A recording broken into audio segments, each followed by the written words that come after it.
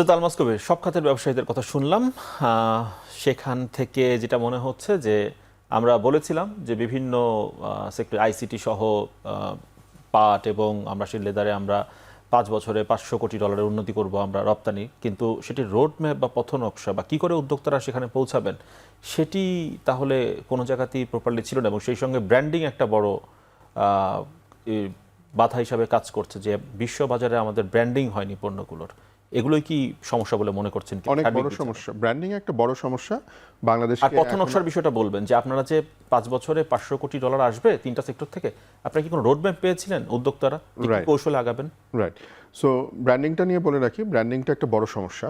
Branding বলতে কিন্তু এখনও আমাদের ব্র্যান্ডিং হচ্ছে সেই সস্তা শ্রম, সেটা থেকে আমরা এখনও বেরিয়ে আসতে পারিনি। আমি এর আগে বলেছি যে আমাদেরকে ইনোভেশন নিয়ে আসতে হবে।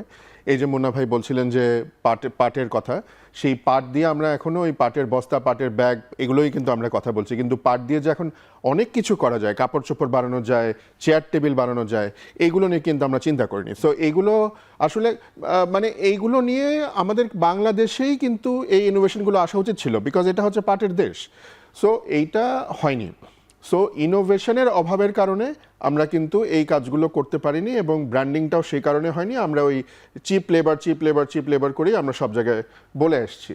আর আপনি যেটা বললেন যে রোড ম্যাপ 500 কোটি টাকার, अगेन রোড ম্যাপটা, সরি $500 কোটি, এইটা আসলে ওইভাবে আমাদের কোনো একটা কোঅর্ডিনেটেড যে এফার্ট থাকবে সেটা কিন্তু হয়নি। কমার্স মিনিস্ট্রি আমাদের কয়েক বছর আগে বলেছে যে হ্যাঁ, তারা 6টা প্রোডাক্ট 6টা সেক্টর নিয়ে তারা চিন্তা করছে, আলাদাভাবে কিছু ফান্ড তারা এটার জন্য ব্যবস্থা করছে, এই 6টা সেক্টরকে তারা আলাদাভাবে ফান্ড ইনজেক্ট করবে, নার্সিং করবে, কিন্তু কিছু হয়নি সেগুলো। আরেকটা বড় ব্যাপার হচ্ছে এই যে মনে করেন, যেহেতু আমি মালয়েশিয়ার সাথে অনেক কাজ করেছি, মালয়েশিয়াতে আপনি এক্সপোর্ট আমরা করি, আমাদের কিন্তু ট্রেড ভলিউম কিন্তু $4 বিলিয়ন। বাংলাদেশ থেকে এক্সপোর্ট হয় এই $4 বিলিয়নের মধ্যে মাত্র $375 মিলিয়ন, মানে 400 মিলিয়নও না, অথচ বেশিরভাগই আমরা সব আমদানি করি। তা এখন আমরা কেন করি না? বিকজ আমরা আমাদের নতুন অন্যান্য যে প্রোডাক্ট সেগুলোকে আমরা মার্কেটিং করতে জানি না। যেমন মালয়েশিয়া কিন্তু ইন্ডিয়া থেকে আম কেনে, পাকিস্তান থেকে আম কেনে, বাংলাদেশ থেকে আম কেনে না। কেন কেনে না আমি জানি না। এগুলো নিয়ে যে আমরা ডিপ্লোম্যাসি করব, এগুলো নিয়ে যে আমরা কথা বলবো, আমাদের যে ওখানে যে এমবেসিগুলো আছে তারা যে এগুলো নিয়ে কাজ করবে, এই ব্র্যান্ডিংয়ের কাজটা কিন্তু তারা করে না। সো এটা শুধু মালয়েশিয়া বলে না, এটা সব জায়গাতেই একই ব্যাপার, যে জুট নিয়ে কথা বলবো, যে বাংলাদেশের লেদার নিয়ে কথা বলবো, এগুলো কিন্তু হচ্ছে না। সো আমার মনে হয় এইখানে একটা ব্র্যান্ডিং বড় সমস্যা, আর আইপি একটা বড় সমস্যা। এইখানে আমরা যে ট্রিপস যেটা শেষ হয়ে যাবে আপনার 2036-এ 1 জানুয়ারি, তখন আপনি কি করবেন? তখন আপনি আমাকে বলেন যে একটা প্যারাসিটামল যদি একটা 100 টাকা দাম দিয়ে কিনতে হয়, আমরা তো নিজেরা নিজেদের কোনো জিনিস তৈরি করতে পারিনি, R&D হয়নি। R&D কেন হয়নি?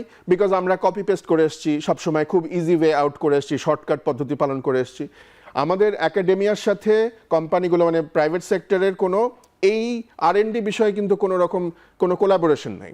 বিদেশে কিন্তু দেখা যায় যে একটা কোম্পানি R&Dর জন্য টাকা গ্র্যান্ট দেয় একটা ইউনিভার্সিটিতে, তারা R&D করে কমার্শিয়ালাইজেশনটা সেই কোম্পানি আবার আইপিটা নিয়ে কাজটা করে। এই জিনিসগুলো কিন্তু হয়নি। বাংলাদেশে এটার ইনসেন্টিভাইজ করতে হবে, জোর করে পুশ করতে হবে সরকারকে।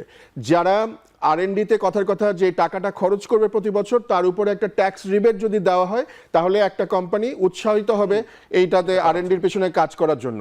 এমনও হতে পারে যে আমি 100 টাকা খরচ করলে সরকার ম্যাচিং গ্র্যান্ট 100 টাকা দিবে। সো এই জাতীয় যদি কিছু জিনিস আগামী 10 বছর করা হয়, আমার মনে হয় R&Dতে একটা ভালো কালচার আসবে, বেশ কিছু ইনোভেশন হবে, এবং আমাদের নিজস্ব মেধাস্বত্ব তৈরি হবে।